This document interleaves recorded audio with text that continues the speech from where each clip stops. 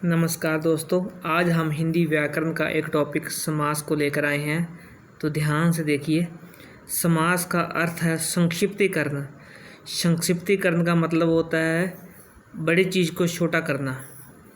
दो या दो से अधिक शब्दों से मिलकर बने हुए एक नवीन एवं सार्थक शब्द को समास कहते हैं।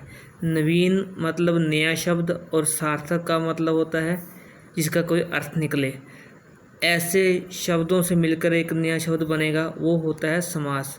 जैसे रसोई के लिए घर, इसमें 4 शब्द बने हुए हैं। रसोई के लिए घर, इसे हम समास करके रसोई घर भी कह सकते हैं। तो यही समास है, बड़ी चीज़ को छोटा करना। समास के 6 भेद हैं। नंबर 1 अव्ययी भाव, नंबर 2 तत्पुरुष, नंबर 3 कर्मधारय, नंबर 4 द्विगु, नंबर 5 द्वंद्व, नंबर 6 बहुव्रीहि।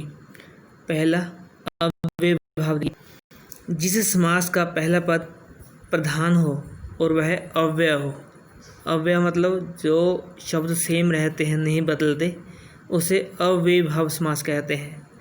जैसे आजीवन, जीवन भर, यथा सामर्थ्य, सामर्थ्य के अनुसार, बेशक, शक के बिना, निडर, डर के बिना, प्रतिवर्ष, हर वर्ष, ये इसके उदाहरण है। सेकंड तत्पुरुष समास, जिस समास का उत्तर पद प्रधान हो और पूर्व पद गौण हो उसे तत्पुरुष समास कहते हैं। 2 शब्द होते हैं, पहला शब्द गौण और बाद वाला शब्द प्रधान हो, उसकी प्रधानता हो, वो है तत्पुरुष समास। जैसे तुलसीदास कृत, तुलसीदास द्वारा कृत, रचित, एक ही बात है। तत्पुरुष समास के 6 भेद आगे हैं। कर्म तत्पुरुष, करण तत्पुरुष, संप्रदान तत्पुरुष, अपादान तत्पुरुष, संबंध तत्पुरुष, अधिकरण तत्पुरुष। आगे थर्ड प्रकार कर्मधारय समास, जिस समास का उत्तर पद प्रधान हो और पूर्व पद व उत्तर पद में विशेषण अथवा उपमान उपमेय का संबंध हो, वह कर्मधारय समास कहलाता है। विशेषण क्लियर होना चाहिए। विशेषण होता है संज्ञा या सर्वनाम की विशेषता, और विशेष्य होता है जो शब्द जिसकी विशेषता बताई जाती है वो विशेष्य होएगा।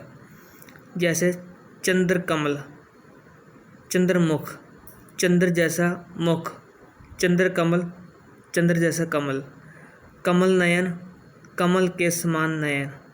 फोर्थ द्विगु समास, जिस समास का पूर्व पद संख्यावाचक विशेषण हो उसे द्विगु समास कहते हैं।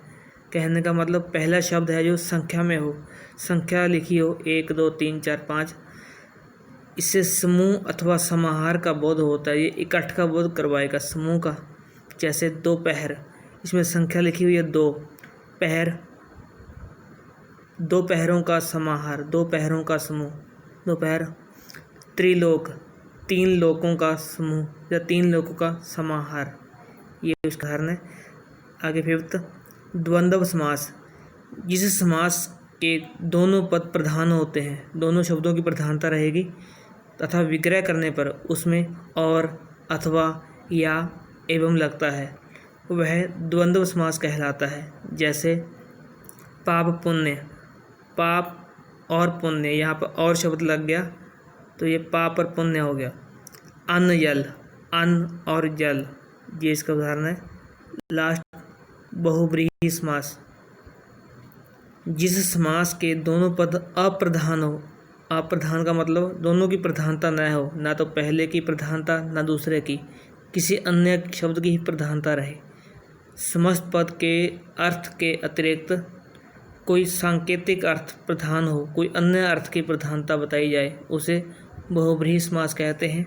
जैसे दशानन, 10 यहाँ पर संख्या आ गई और आनन मुख होता है, परंतु यहाँ पर संख्यावाचक न लेकर हम किसी अन्य शब्द की प्रधानता का बोध देखेंगे। जैसे दशानन, 10 और आनन, 10 है आनन, आनन होता मुख, जिसके, अर्थात रावण। इसमें रावण की प्रधानता आ रही है, किसी अन्य अर्थ की प्रधानता आ रही है। नीलकंठ, नीला है कंठ जिसका, अर्थात भगवान शिव। ऐसे ही सुलोचना, सुंदर है लोचन जिसके, अर्थात मेघनाद की पत्नी। तो ये था आपको समास का टॉपिक। इसमें 6 प्रकार बताए गए इसके। ठीक है, फिर देखिए कौन कौन से प्रकार है 6।